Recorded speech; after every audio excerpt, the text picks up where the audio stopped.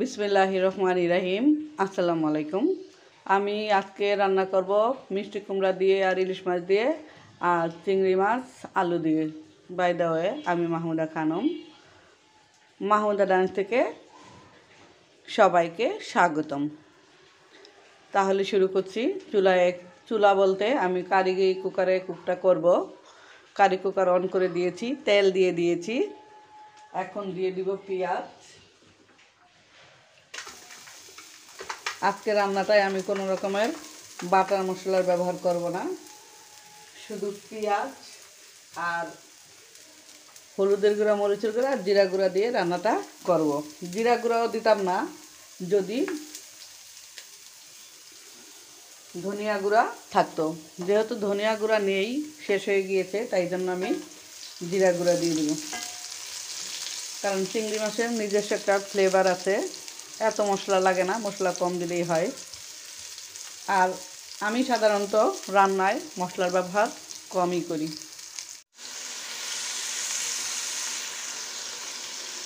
পেঁয়াজটা ভাজা হয়ে গেলে আমি দিয়েছি আধা চামচ হলুদের গুঁড়া, আধা চামচ মরিচের গুঁড়া, আর দিয়েছি স্বাদ মতো লবণ।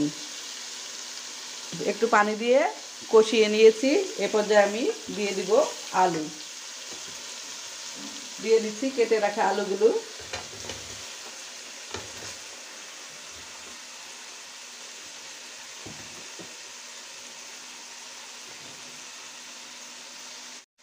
দিয়ে দিচ্ছি পানি। আলুগুলো সিদ্ধ হওয়ার জন্য একটু পানি দিয়ে দিলাম। নেড়ে চেড়ে ঢাকনা দিয়ে ঢেকে আলুগুলো আমি 10 মিনিট কষিয়ে সিদ্ধ করে নেব। কারণ চিংড়ি মাছ হতে সময় খুব কম লাগে। চিংড়ি মাছ একেবারে শেষের দিকে দিব।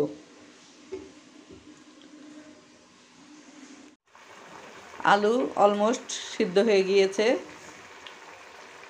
ভালোভাবে কষিয়ে আমি ঝোলের জন্য একটু পানি দিয়ে দিয়েছি। এখন চিংড়ি মাছগুলো দিয়ে দিচ্ছি।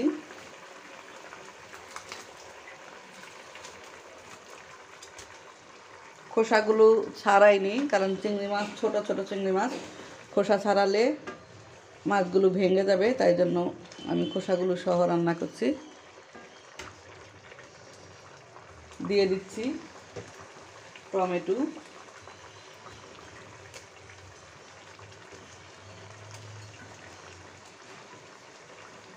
দিয়ে দিচ্ছি কাঁচামরিচ।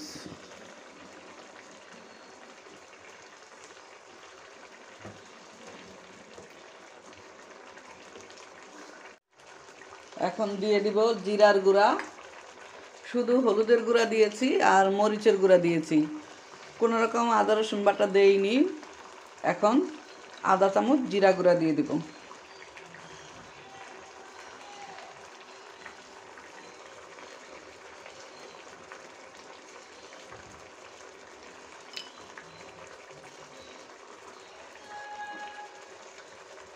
ঢাকনা দিয়ে আমি 5 মিনিটের জন্য ঢেকে দিলাম।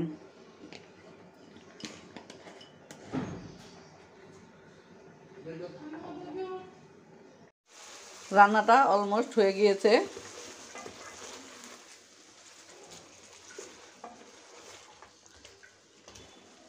এখন এই সার্ভিং বোলটাতে নিয়ে নিব।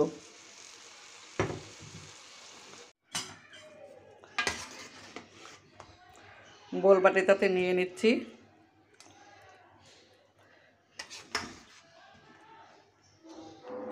মাখা মাখা ঝোল দিয়ে আমি রান্নাটা করলাম।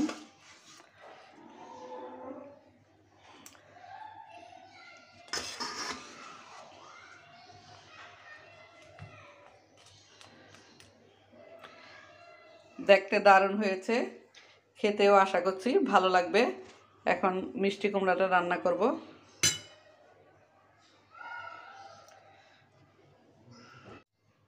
আলু দিয়ে চিংড়ি মাছ ভুনা করলাম, আর ইলিশ মাছ দিয়ে মিষ্টি কুমড়া রান্না করলাম। ডালগুলো বড়া বানাবো বিকালের নাস্তায়। আর সাথে আছে সাদা ভাত। এই হচ্ছে আজকে দুপুরের মেনু।